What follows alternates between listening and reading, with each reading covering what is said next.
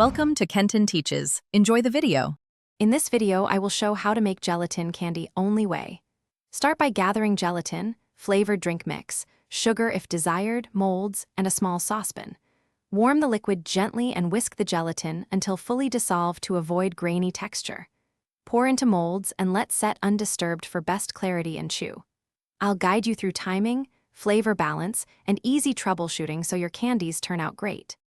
Gently heat the mixture while whisking to keep it silky and uniform, and avoid boiling, which can weaken the gel.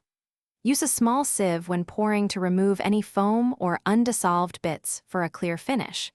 Chill the candies at room temperature briefly, then move them to the fridge to fully set for firmer chew. I'll explain timing and texture cues so you get consistent results every batch. If you're finding this helpful, please subscribe and like. It really supports the channel. Quick recommendation. A book that can truly change how you think about money is The Simple Path to Wealth, and it helped me budget for better ingredients and kitchen tools. It's a smart read if you want to make better choices with baking supplies.